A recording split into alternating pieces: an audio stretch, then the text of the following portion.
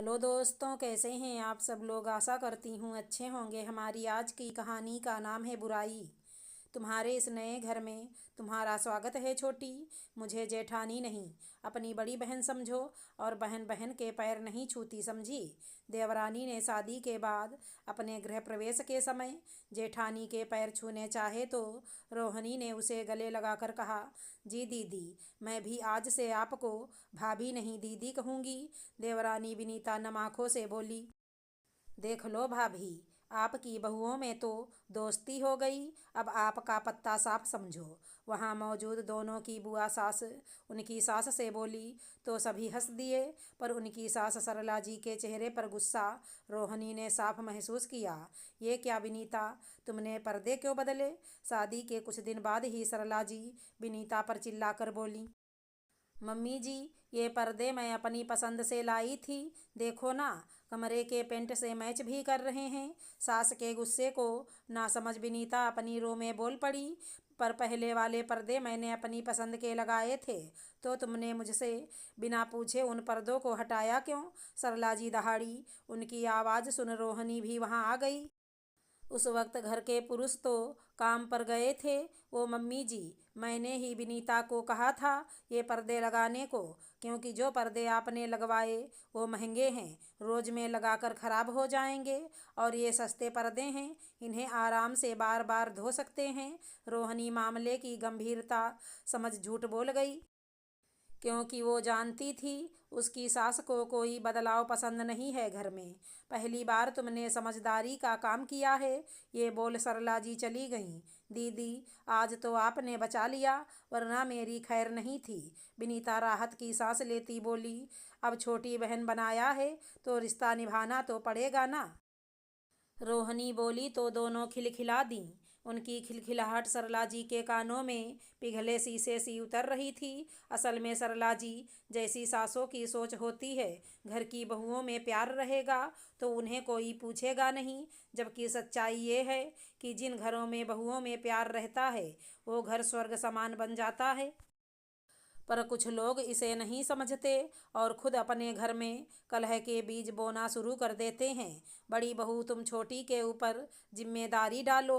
अब क्या वो सारा दिन तुम्हारे बच्चों के साथ लगी रहती है और तुम रसोई में। एक दिन सरला जी रोहनी से बोली, वो मम्मी जी, बच्चों को ना अपनी चाची का पढ़ाया अच्छे से समझ आ जाता है, इसलिए वो बच्चों के साथ लगी रहती है। फिर घर के काम का क्या, वो करे या मैं, फिर वो मेरी मदद तो कराती ही है।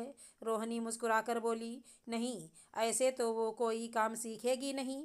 आज से रात का पूरा खाना वो बनाएगी, तुम उसकी मदद नहीं करोगी, समझी। सरला जी बोली, जी मम्मी जी। रोहनी सिर झुकाकर बोली, क्योंकि वो सास के फैसलों के खिलाफ कभी बोल ही नहीं पाती थी। मजबूरी में रात का पूरा खाना विनीता को बनाना पड़ा।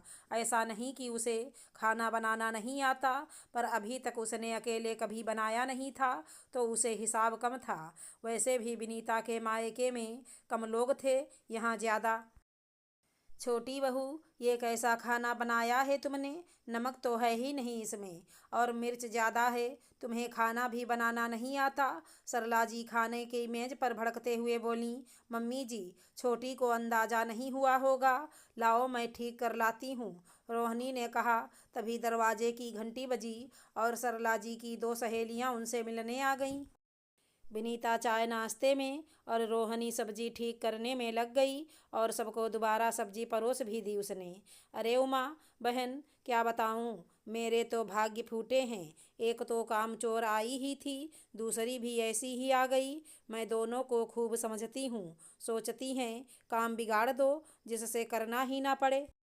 रोहनी और विनीता चाय नाश्ता लेकर बैठक में आ रही थी, तो सास के ये शब्द कानों में पड़े, बस बहन, इन बहुओं का पूछो मत, सास को ही झोंके रखना चाहती हैं गृहस्थी में। एक हम थे, हमारे सामने सास रसोई में झांकती भी ना थी। उमा जी बोली, सच में बहन, और आजकल की बहुओं का तो आंख का पानी ही मर चुका है। सरला जी बोली, मम्मी जी, आँख का पानी मर चुका होता तो इस समय आप रसोई में होती, हम नहीं। और जो आप अपनी किटी में बेफिक्री से जाती हैं वो भी इसलिए कि हमारी आँख का पानी मरा नहीं। सास की बात सुन विनीता से रहा ना गया तो बोल पड़ी, शर्म नहीं आती मेहमानों के सामने अपनी सास से ऐसे बात करते।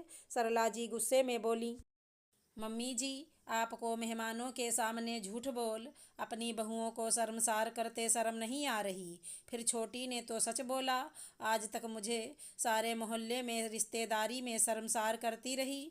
मैं चुप रही, पर मेरी छोटी बहन सी देवरानी के लिए मैं ये सब नहीं सहूँगी। आपको तो ये भी नहीं पता होगा रसोई में क्या चीज़ कहाँ रखी है। और आप बोल रही हैं हम कामचोर हैं। रोहिणी बोली, सरला कुछ तो शर्म करो, तुम्हें बुढ़ापे में रोटी ये बहुएं देंगी, कोई पड़ोसी नहीं। तो क्यों झूठ बोल अपना बुढ़ापा बिगाड़ रही हो। साथ ही मेरा भी। बहुओं ने कामचोरी दिखानी शुरू कर दी ना तो तुम्हारे पास यूं घंटों बैठ अपनी बहुओं की बुराई का समय नहीं होगा। तभी वहाँ सरला जी के पति आकर बोले। सरला जी समझ गईं, अब एक नहीं दो बहुएं हैं, ऐसे उनकी बुराई करने से खुद की छवि धूमिल होगी। इसलिए उन्होंने इशारे से अपनी सहेलियों को चलता किया और खुद अपने कमरे में आ गईं। अगर हमारी कहानी पसंद आई हो तो चैनल को लाइक शेयर सब्सक्राइब करें। राधे राधे दोस्तों।